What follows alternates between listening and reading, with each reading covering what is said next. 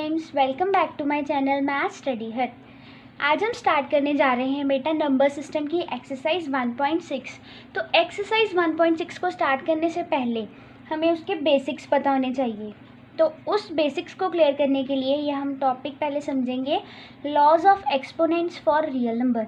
आप कहोगे एक्सपोनेंट क्या होते हैं? एक्सपोनेंट बेटा होती है पावर। जैसे देखो, सबसे पहले आप लिखो let A is greater than 0, ठीक है, and B a real number N M and N B integers, ठीक है। अब देखो, जो ए है वो कहते हैं एक रियल नंबर है और ग्रेटर देन 0 है, और जो एम और एन है वो इंटीजर्स हैं, ठीक है। तो हमें पता है जो पावर होती है वो ऐसे होती है, ए के ऊपर जैसे पावर होगी 2 होगी, 5 होगी, 6 होगी, ठीक है। ये वाली हमने यार समझना है। सबसे पहले ए का एग्जांपल लेके हमने उसको रियल नंबर ले लिया और 0 से ग्रेटर ले लिया, जो एम और एन है उनको इंटीजर्स माना है हमने। तो देखो, जब a raise to power m a raise to power n हो तो इसको हम कैसे सॉल्व करेंगे? देखो, अब दोनों का बेस जो है बेस सेम है, दोनों का बेस ए है। अगर बेस सेम हो बेटा तो हम उसको एक कॉमन ले लेंगे और जो पावर होती है मल्टीप्लाई के केस में वो ऐड कर देंगे, m प्लस एन। हमारा आंसर क्या आ जाएगा? A raise to power m plus n. Okay, ऐसे ही अगर a raise to power m और n होता, मतलब ये मल्टीप्लाइड है ना इधर, ये पावर इन्होंने इधर ही बेस देखो से एक ही लिखा है और पावर्स को इन्होंने इधर मल्टीप्लाई किया हुआ। तो अब जब इन्होंने ऐसे किया तो हम इसको इकट्ठा लिख देंगे, a raise to power m n. Okay, उसके बाद देखो, जब हम डिवाइड के केस में हम क्या करेंगे? A raise to power m upon a raise to power n. अब डिवाइड के केस में देखो पावर्स क्या होगा? पावर्स का क्या होगा? बेस तो हमने कॉमन ले लिया, इधर मल्टीप्लाई के केस में हमने पावर्स को ऐड कर दिया था, बट डिवाइड के केस में पावर्स जो है माइनस हो जाएंगी, a raise to power m minus n. Okay, और देखो, अगर a raise to power m हो और b raise to power n हो, एक और अगर हमने ये रियल नंबर ले लिया है, a raise to power m b raise to power n. अब देखो, नहीं, a raise to power m और b raise to power m, अब हमने पावर सेम कर दी हैं। जब पावर्स हमारी सेम हो गई ना, तो अब देखो हमारा आंसर क्या आएगा? इनको हमने मल्टीप्लाई करवा देना है, क्योंकि ये मल्टीप्लाइड है ना आपस में, ए बी, और जो पावर है वो कॉमन रह जाएगी, A B raise to power M. Okay, ऐसे ही अगर किसी रियल नंबर की पावर 0 हो जाए, उसका तो आंसर क्या आएगा? 1। अगर मैं कहूँ 2 रेज टू पावर 0 तो उसका आंसर क्या आ जाएगा? 1। ओके, अब देखो, एक और दो तीन फॉर्मूलाज और हैं, वो भी आपको समझा दूँ। Let a is greater than 0 b a real number. A जो है 0 से बड़ा है और एक रियल नंबर है, and m and n are positive integers. Okay, m and n are positive integers. तो देखो, जब एन रूट ए हो तो इसको हम कैसे लिखेंगे? देखो, एन रूट ए को हम लिखेंगे a raise to power 1 upon n. जो रूट के बाहर है, जो रूट के बाहर इन्होंने इंटीजर दिया हुआ, उसको जब हमने रूट के इसके साथ मल्टीप्लाई करवाना है, कैसे करवाएंगे? 1 अपॉन वो इंटीजर आ जाएगा, ठीक है। मान लो इधर होता 3 रूट 2, तो इसको हमने कैसे लिखना था? 2 की पावर 1 अपॉन 3, ठीक है। जब उसने इसके साथ मल्टीप्लाई हो जाना है तो उसने 1 के साथ डिवाइड होके मल्टीप्लाई होना है इसके साथ, वो नीचे चला जाएगा।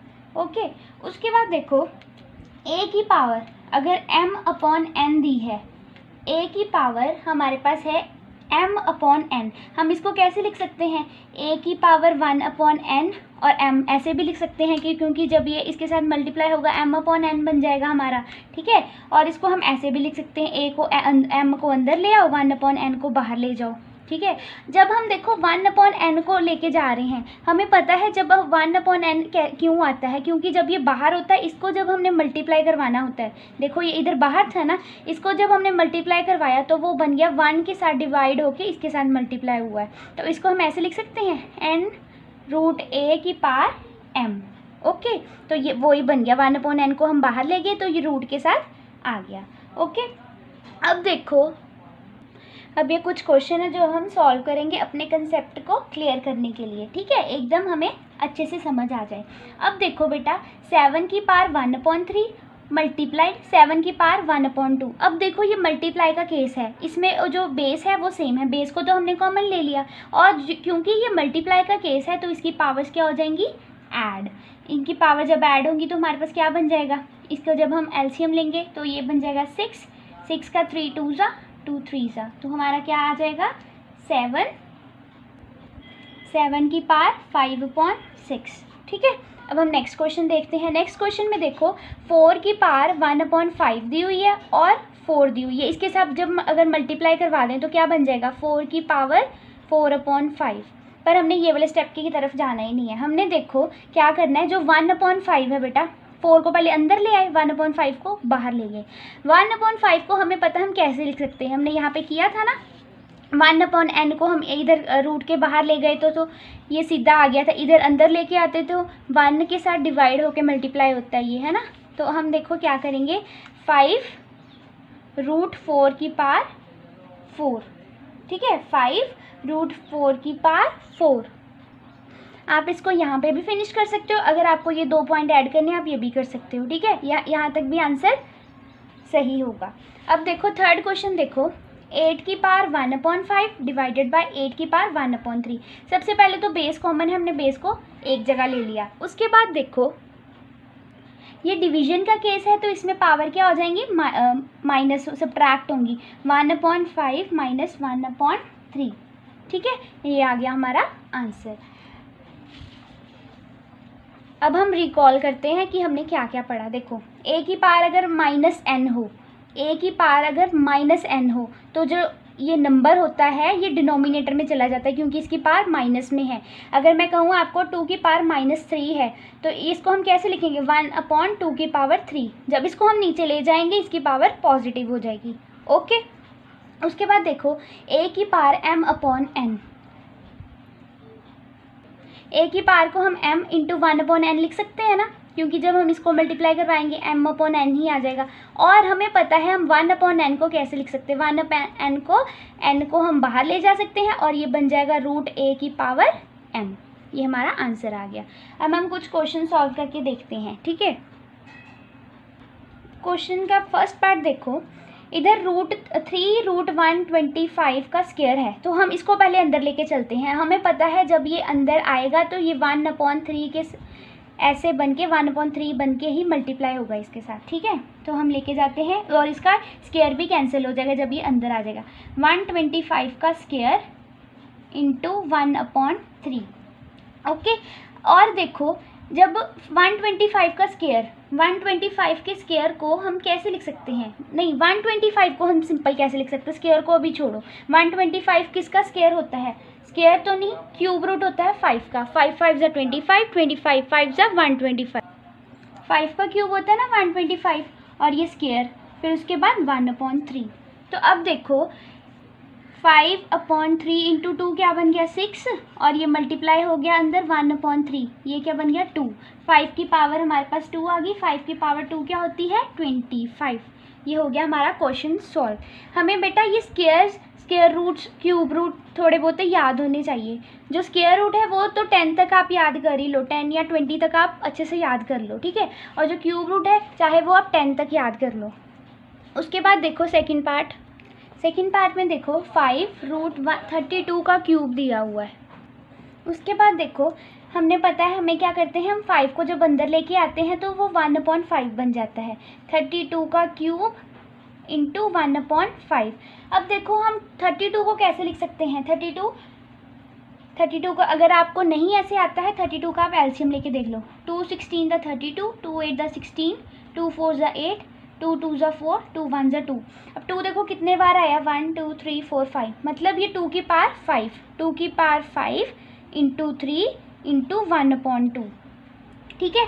2 की पावर 5 होता है 32। उसके बाद देखो हमने क्या करना है, 2 की पावर 5 3 ज़ा 15, 5 3 ज़ा 15 बन गया ना, 5 3 ज़ा 15 बन गया, और ये बाहर क्या था 1/5, 1/5। 5 के साथ ये कैंसिल हो जाएगा, 3 2 रेज़ टू पावर 3, 2 2 ज़ा 4, 4 2 ज़ा 8। आंसर क्या आ गया हमारा 8, ठीक है। सिंपल मेथड होते हैं बट ध्यान से समझना होता है, ठीक है। अब 216 को देखो हम कैसे लिख सकते हैं। 216 होता है 6 का क्यूब रूट, 216 होता है 6 का क्यूब रूट और उसकी पावर है 2⁻2/3। 3 के साथ कैंसिल, 6 की पावर 2, 36 आंसर। ओके, उसके बाद देखो फोर्थ पार्ट देखो 256 होती है बेटा 2 की पावर 8, 2 की पावर 8 होती है 256 और उसकी पावर है 3/4। 4 जब हम इसको मल्टीप्लाई करवाएंगे 8 × 3/4, 4 2 ज़ा 8, 3 2 ज़ा 6, 2 की पावर आ गई 6, 2 की पावर 6 क्या होती है हमारी 64, ठीक है। स्क्वायर्स अगर आपको नहीं आती तो मैं यहाँ पे साइड पे लिख देती हूँ, आप भी नोट कर लो और याद करनी है बेटा,